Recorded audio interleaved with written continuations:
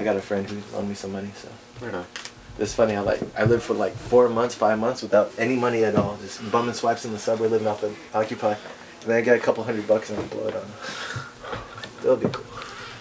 I was just telling him I found these fancy shoes in the Lower East Side. Nice. New York City takes care of you. Yeah, for sure.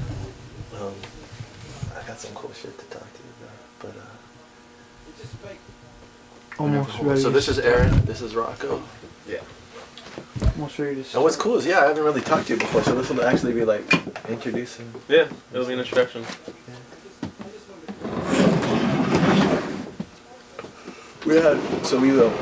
We started We should get up, guys, for 1 second. Yeah.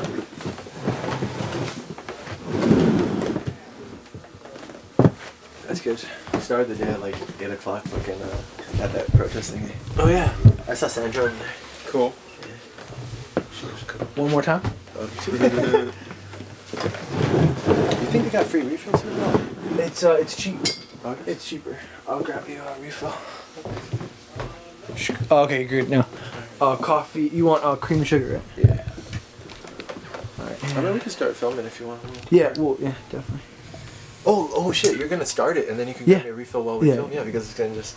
It's cool. You filming in like 1080, like high definition. Mm-hmm. So in the editing process, we could like do the like close-up shots if you want. Okay.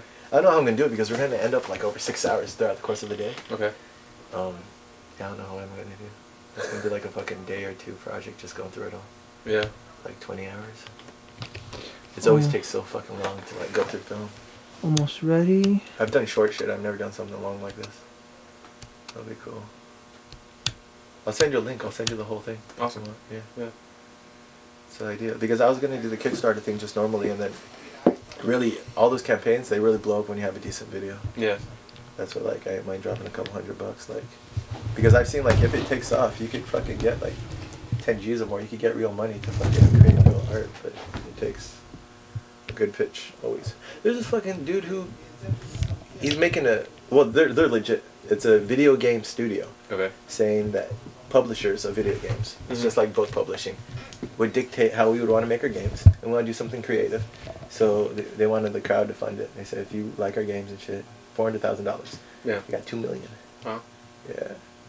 It's fucking nice. Crowdsourcing is very powerful. Yeah.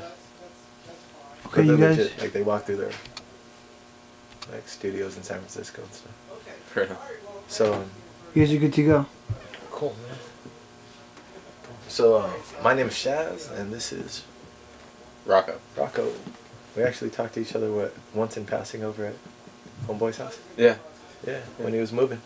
What's that? When he was moving, right? Right, when he was moving.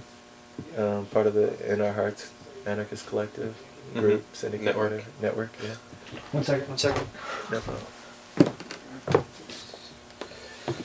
And this is. It's going though right now? Yeah, it's still. You Cool. guys can still talk. But, I got your water. Oh, thank you. Alright, so you guys are good to go. this guy's fucking more than earning like the money I'm gonna pay. He's sticking with me from 8 in the morning till like we'll probably be done at midnight. We're gonna go hit up some squats and Occupy and shit. We're gonna get like the whole idea is to get the Occupy from the top to the bottom. Right. Go to the meetings. I have a proposal coming up at the GA, which is about this, so it's gonna be a little meta stuff. He's gonna film me talking to the GA about my fundraiser. Awesome. It's gonna be cool. And then like hopefully by the end of it I could cut it down to 5 to 10 minutes of like day in the life of fucking Occupy. Yeah. It'd be cool. So so I met you a little bit ago, and then what were you talking about in the emails? So in the emails we were talking about that group I attended. Oh shoot, yeah. So I didn't want to go to that. I was shit talking it. What's that? I was shit talking it. I didn't want to go to it. You should go to it. Yeah. Yeah. I mean, Diversity of thought there, or what? definitely. I mean, right now it's there's one other dude who's definitely an anarchist there, and one lady who might be. But, I mean, for the most part, they're all liberal reformists, and, so they were all very excited about the Movement Resource Group, because, and a couple of them said pretty explicitly, like, this is a great way that we can circumvent the GA and not bother with the consensus process, because the radicals are stifling the reformist agenda.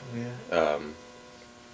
And so, I mean, this way, they can go to these rich corporate liberals and be like, hey, here's what we want to work on, and I mean, Ben Cohen even said, like, this is, I've been working on this stuff for a long time and I just can't get anything done, but now I've got this grassroots movement that I can pull behind me. You guys have built a great hammer for me to wield. Exactly. A great tool.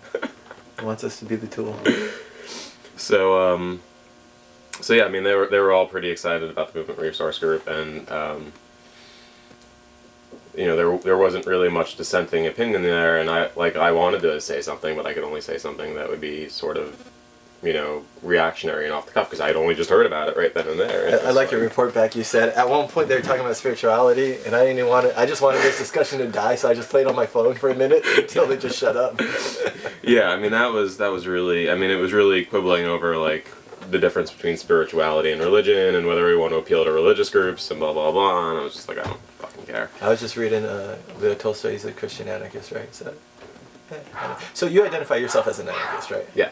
And that's what, like, coming into Occupy, I was explaining a little bit, like, I never really did myself, but then that's the only thing that makes sense. Mm-hmm. Like, just seeing this all and seeing, like, the organizing roots and reading that David Graeber is one of the main organizers, it's like, well, who actually gets shit done? Right. The anarchists. And then you look into history, that's an interesting reading of revolution in history, that, well, they're the ones who actually, I guess, start things, and then they get co-opted by ideologies. Right, or betrayed. Yeah. But yeah, so I mean that's one of the things that's really exciting to me about the Occupy Wall Street movement, is that in form and structure, the content, it's all an anarchist movement, and Yeah, people deny that. People deny that because a lot of people come in that aren't themselves anarchists, and so they're like, well, this is an anarchist movement, this is a progressive movement, or this is a movement against corporate control over the government, or and to some extent it is that. Let me just acknowledge that I think that's a phone, the barking, so, yeah. Oh, okay. But I mean, it's hard to deny that the organizing principles and the form of the occupation itself are all completely anarchist. And the main organizers. And the main organizers. I mean, David Graeber, he's an anthropologist who taught at Yale. He's probably one of the most institutional established anarchists, with like a contradiction in terms, but scholarly people, vanguard of like the anarchism or whatever. Right, and not just him, but there were people who were involved in the Arab Spring, and there were people who were involved in the indignance in Spain and Greece, and this is how it was described to me. The park that day, the first day that there was a convergence, people trying to occupy Wall Street and Bloombergville all came together. Bloombergville started in like June, like they were actually petitioning like the mayor for like budget reform. Actually, New York City local municipal stuff. They all converged on Zuccotti. You had like labor leaders at one side beating that same labor horse, union horse. And then you had anarchists on the other side organizing a GA. Right. And like 50 people went to the labor guys, to the anarchists, filtering back and forth all afternoon, eventually settling on the General Assembly, got that taste of direct democracy, different way of organizing.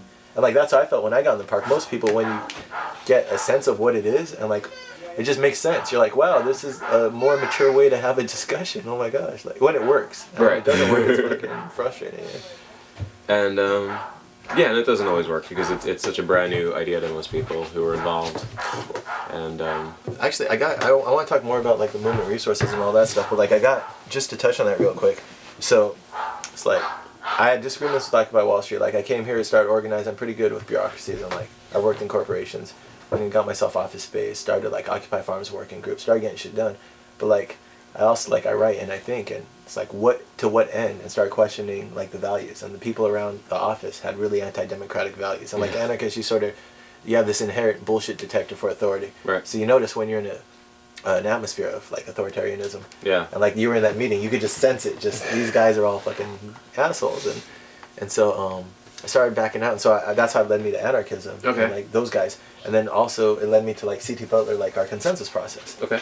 And I was explaining a little bit before, so like it doesn't work, but we haven't really been doing it right. Like he says, like in the very beginning, if you don't establish like values and a community agreement, then throw the whole book out the window, right? Because you're not going to get anywhere. Right. And so it's almost like we whitewashed, we like consensus washed this movement, acting like we're doing this in order to just progress it. And that's what worries me, is that it's progressing it to what end? Because if you're not doing it right, there's no, why organize a huge May Day protest and response if it's not organized democratically from the beginning, which I think that is like the people who actually do shit, but like other things, you know, like we're not.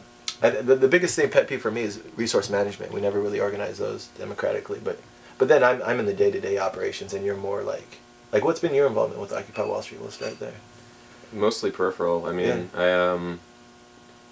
I started going down there, and some friends of mine from out of town came in, and we were doing lit distribution, like, you know, what we were doing with Adius, and but separate from in our hearts, and then my friends left. They got frustrated, actually, because what happened was they were camped out in the park, and I live in New York City, so I was kind of coming and going, but there pretty much every day. And from the beginning, or from the beginning of October. Okay. Yeah, I was out of town for the very beginning of it, and so you're there for like the Brooklyn Bridge, 30,000 people, craziness. I worked that day. Oh, it's okay. Yeah, Catch no, it it's on the internet. I mean, it was really funny because like I missed like all the really exciting stuff. I was there for like the day-to-day occupation, like all day, every day, and then something really awesome would happen like that, and I'd be like, well, I'm gonna be at work. You're here for the best, most badass video about Occupy. Oh yeah, but so the medics had to move their spot from the middle of the occupation to by the street there, and where they wanted to move was exactly where we were set up. So so they came to us one day and they were like, "Listen, we need you to move, and you know, we'd appreciate it if, you know, you can, because we want to be here. So if you guys could go there where we are, that'd be great." So we're like, okay, cool. But we had like, you know, 6 or 7 people's stuff all piled up on these 2 wooden pallets. And we're like, so we just need you guys to help us, because there was only 2 of us there at the time. We just need you guys to help us move the stuff from here to there. It's you know, it's a lot. And so like, sure, we'll be right back. And they never came back. And we didn't pursue it because we didn't care. It's just, you know, effort on our part.